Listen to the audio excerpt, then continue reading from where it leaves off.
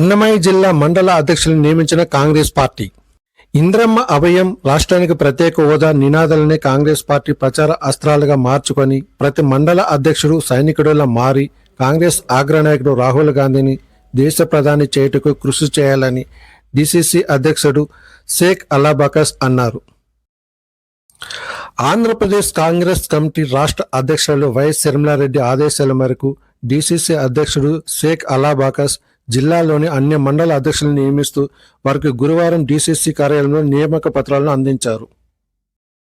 కాంగ్రెస్ గెలిపే ధ్యేయంగా అన్నమయ్య జిల్లాలోని 30 మండల అధ్యక్షులతో పాటు రాజంపేట, మదనపల్లి, రాయచోటి పట్టణ అధ్యక్షులను కూడా కాంగ్రెస్ పార్టీ నియమించింది. రాబోయే ఎన్నికల్లో 170 స్థానాలలో మా అభ్యర్థులు పోటీలో ఉంటారని, ప్రతి ఒక్కరూ గెలిపే ధ్యేయంగా పనిచేస్తామని అన్నారు. ఆంధ్రప్రదేశ్కి ప్రత్యేక హోదా తేవడమే మా అజెండా అన్నారు. దేశవ్యాప్తంగా రాహుల్ గాంధీకి నిరాశను తెలుపుతున్నారని, ఢిల్లీ గడ్డపై కాంగ్రెస్ జెండా ఎగరేస్తామని చెప్పని అన్నారు. ఈరోజు 21/3/2024 తేదీ అన్నమయ్య జిల్లాలోని వివిధ నియోజకవర్గాలలో మండలాధ్యక్షుల నియామక పత్రాలకు సంబంధించి కార్యక్రమాన్ని నిర్వహించాం. రాష్ట్ర అధ్యక్షురాలు షర్మిలా మేడం గారు నియామక పత్రాలు పంపి మండలాధ్యక్షులకు ఆర్డర్ కాపీలు ఇచ్చి వాళ్లకు విధి విధానాలు తెలియపరచండి, మండలాల్లో ఎలా పనిచేయాలి, గ్రామాల్లో ఎలా పనిచేయాలి, బూత్ కమిటీలు ఎలా వేయాలి అనే దానిపైన వాళ్ళకందరికీ ఒక మీటింగ్ పెట్టుకుని జిల్లా వ్యాప్తంగా మండలాధ్యక్షులను, పట్టణాధ్యక్షులను, బిఎల్ఓలను, బూత్ కమిటీ లెవెల్ను ఇందిరమ్మయ్య అభయహస్తం కింద 5,000 ప్రతి తెల్ల రేషన్ కార్డుకు 5,000 ఎలా ప్రతి మహిళకు ఎలా వస్తుంది, రాహుల్ గాంధీ ప్రధానమంత్రి అయితే అయిన 10 రోజుల్లో మొదటి నెల ప్రతి కుటుంబానికి 5,000 ఇస్తామని చెప్పేసింది. ఒక పథకాన్ని ప్రజల్లోకి విరివిగా తీసుకుపోండి. అలాగే గృహలక్ష్మి ప్రతి పేద మహిళకు 1,00,000 రూపాయలు ఏడాదికి ఇచ్చేటట్లు ఈ మధ్యలో ప్రకటన జరిగింది. ఈ పథకాలను కానీ 5 హామీలు 25 గ్యారెంటీలతో మేనిఫెస్టో రిలీజ్ అవుతుంది. మండలాధ్యక్షుల ద్వారా ఈ పథకాలను ప్రజల్లోకి తీసుకుపోయి పార్టీకి అలుపెరగని పోరాటం చేసి అన్నమయ్య జిల్లాలో కాంగ్రెస్ పార్టీని అగ్రస్థానంలో నిలపాలని మేడం గారి ఆదేశము.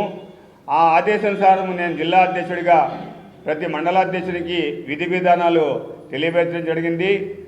అలాగే నిత్యము ప్రజల్లో ఇందిరమ్మ అభయహస్తం కింద ప్రజల దగ్గరికి పోయి వాళ్ళ ఓటర్ కార్డు సేకరించి వాళ్ళను ఇందిరమ్మ అభయహస్తంలో జరిగేటువంటి లాభాలను తెలియపరచండి.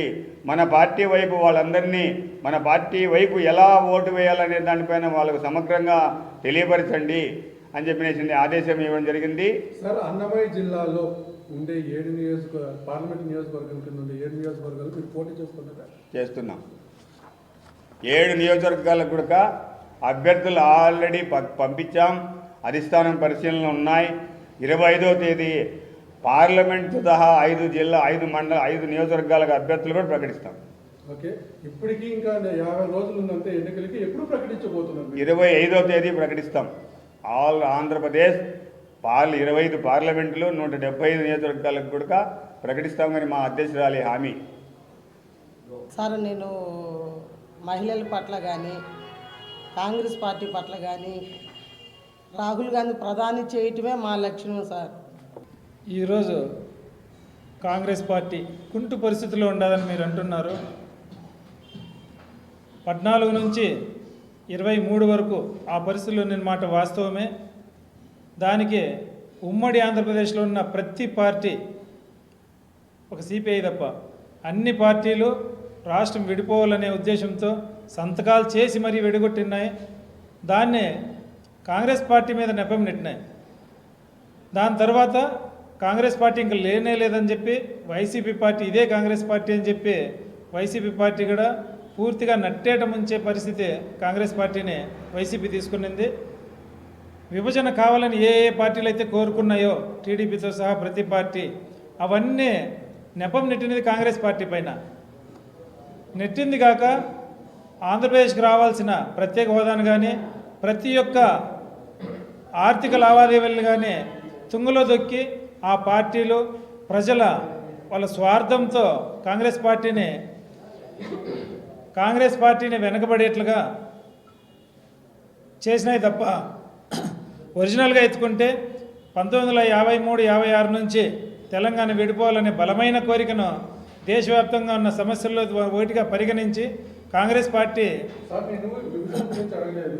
ఆంధ్రప్రదేశ్లో ఉన్న గుడ్డి పరిస్థితులు మీరు ఎలా అభివృద్ధి? నేను అదే చెప్పబోతున్నాను. కాంగ్రెస్ పార్టీ మాటిస్తే మాట మీద నిలబడే పార్టీ. నష్టం జరిగినా సరే, కష్టం వచ్చినా సరే కాంగ్రెస్ పార్టీ ఇచ్చిన మాట కోసమే రాష్ట్రాన్ని విడదీసింది. అన్నదమ్ముల్లాగా కలిసి ఉండాలనే కోరికతో విడదీసింది. ఈ 10 సంవత్సరాల నుంచి ఆంధ్ర రాష్ట్ర ప్రజలు దాన్ని అర్థం చేసుకోలేదు. ఇప్పుడు 2023 నుంచి ఈ రెండు పార్టీలు ఆంధ్రప్రదేశ్లో ఏ విధంగా అయితే నష్టం చేకూరుస్తున్నాయో దాన్ని ప్రజలు అర్థం చేసుకున్నారు. ఇప్పుడు కాంగ్రెస్ పార్టీ ఆవశ్యకతను ఆంధ్రప్రదేశ్లో ప్రతి ఒక్కరూ గుర్తిస్తూ ఉన్నారు. అందులో భాగంగా మా డీసీసీ అధ్యక్షులు చెప్పినట్టు ఇంద్రమ్మ అభయం కానీ, పంచసూత్రాలు కానీ, పరిశ్రమలు ఏ విధంగా తీసుకొచ్చే పరిస్థితిని కానీ, దేశంలో కాంగ్రెస్ పార్టీ వస్తానే భారతదేశంలోనే మొదటి సంతకంగా ఆంధ్రప్రదేశ్కి ప్రత్యేక హోదా మీద సంతకం చేసే విషయంలో కానీ ప్రతి ఒక్కటి ప్రజలకు అవసరమైన ప్రతి విషయాన్ని కాంగ్రెస్ పార్టీ చేస్తుందనే నమ్మకం మేము ప్రజల్లోకి తీసుకెళ్తున్నాం. దాన్ని ప్రజలు కూడా అర్థం చేసుకుంటున్నారు. ఈ మధ్యనే బీజేపీ మత రాజకీయాలు చేసే దాంట్లో భాగంగా సిఏఏ ఎన్ఆర్సీని ముందుకు తీసుకొచ్చింది. ఆ విధంగా చేస్తే తప్ప వాళ్ళకు పబ్బం గడిచే పరిస్థితి లేదు. అభివృద్ధిని వాళ్ళు చూపించలేరు. ప్రజలను ఏ విధంగా మంచి చేయగలరో వాళ్ళు చూపించలేరు. కేవలం మత కుల రాజకీయాలతో మాత్రమే వాళ్ళు చేస్తారనే దానికి ఇది ఒక నిదర్శనం.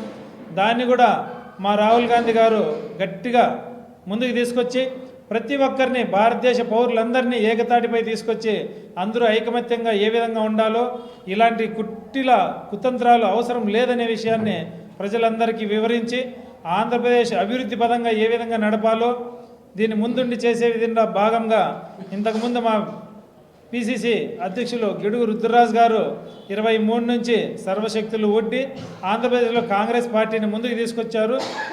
24లో ఆ బాధ్యత మా వైఎస్ షర్మిలారెడ్డి గారి మీద పెట్టి షర్మిలమ్మ గారు ఇంకా పెద్ద ఎత్తున కాంగ్రెస్ పార్టీని ఆంధ్రప్రదేశ్లో బలం చేకూర్చి ఆమె ప్రతి ఒక్కరిని ఈరోజు కూడా మండలాధ్యక్షులందరికీ తను స్వయంగా ప్రమాణ పత్రాలు ఇస్తూ అందరూ ఇక్కడికి రావడం జరిగింది. కాంగ్రెస్ పార్టీని ముందుకు తీసుకెళ్లి ప్రజలకు ఉపయోగపడే విధంగా వైసీపీ కానీ టీడీపీ కానీ చేస్తున్న నష్టాలను, అరాచకాలను ఎండగట్టి కాంగ్రెస్ పార్టీ ప్రజలకు ఏం చేస్తుందో మేము క్షేత్రస్థాయిలో తీసుకెళ్లి కాంగ్రెస్ పార్టీని 24లో గెలిపించుకోవడానికి మా రాష్ట్ర కాంగ్రెస్ పార్టీ కానీ, కేంద్రంలో ఉన్న ఏఐసిసి కానీ, జిల్లాలో ఉన్న డీసీసీలు కానీ క్షేత్రస్థాయి నుంచి ప్రతి ఒక్కరూ ఆర్నిశలో కష్టపడి మేము కాంగ్రెస్ పార్టీని ముందుకు తీసుకెళ్ళడానికి మాకు ఒక సూచనలు ఉన్నాయి. ఆ విధంగా మేము తీసుకెళ్తామని ఈ సందర్భంగా తెలియజేస్తున్నాను. నా పేరు శాంతయ్య, కాంగ్రెస్ పార్టీ రాష్ట్ర నాయకులు. ఈరోజు కాంగ్రెస్ పార్టీ ఎక్కడ పోయినా, ఏ పల్లె ప్రాంతంకు పోయినా కూడా, ఏ మాలమూర ప్రాంతంకు పోయినా కూడా కాంగ్రెస్ పార్టీకి బ్రహ్మరథం పడుతున్నారు. ఎందుకంటే కాంగ్రెస్ పార్టీ తప్ప ఈ దేశానికి రక్షణ లేదని చెప్పి ఎస్సీ బీసీ మైనార్టీలు ఖచ్చితంగా గుర్తించి ఆంధ్రప్రదేశ్లో ఖచ్చితంగా 2024లో రాహుల్ గాంధీని ప్రధాని చేస్తారు.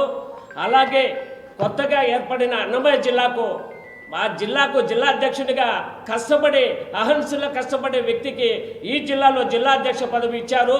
ఖచ్చితంగా ఈ జిల్లాను రాష్ట్రంలోనే ఒక గిఫ్ట్గా మేము కొన్ని సీట్లు గెలిచి కూడా మేము అధిష్టానానికి చూపిస్తాము. ఎందుకనగా ఇప్పుడు మాకు బలం ఎందుకు చేకూర్చిందంటే ఈరోజు దివంగత రెడ్డి రాజశేఖర రెడ్డి కుమార్తె షర్మిలారెడ్డి గారు ఈరోజు కాంగ్రెస్ పార్టీ పిసిసి పగ్గాలు తీసుకున్న తర్వాత ఇంకా 2-3 రోజులలో వైసీపీ నుంచి, తెలుగుదేశం నుంచి అనేకమైన ఎమ్మెల్యేలు కూడా కాంగ్రెస్ పార్టీ చేరుతారు. ఖచ్చితంగా 2024లో మేము ఖచ్చితంగా 35 నుంచి 40 సీట్లు గెలుస్తాము. ప్రతి ఒక్కరూ కాంగ్రెస్ పార్టీ తప్ప ఈ దేశానికి రక్షణ లేదని చెప్పి ఏ మారుమూల ప్రాంతాలకు పోయినా కూడా మాకు కాంగ్రెస్ పార్టీకి నాయకులకు మండల అధ్యక్షులు బ్రహ్మరథం పడుతున్నారు. ఖచ్చితంగా మాకు బ్రహ్మస్త్రం లాంటి 5 పథకాలు పెట్టారు. ఈ పథకాలతో ఖచ్చితంగా తెలంగాణలో ఎట్లా గవర్నమెంట్ వచ్చిందో ఇక్కడ కూడా కాంగ్రెస్ పార్టీ 24లో గవర్నమెంట్ వచ్చి మా శర్మిలారెడ్డి గారు ఖచ్చితంగా ఈ రాష్ట్ర ముఖ్యమంత్రిగా ప్రమాణ స్వీకారం చేస్తారని మేము కాంగ్రెస్ పార్టీ శ్రేణుల వద్ద వ్యక్తం చేస్తున్నాం.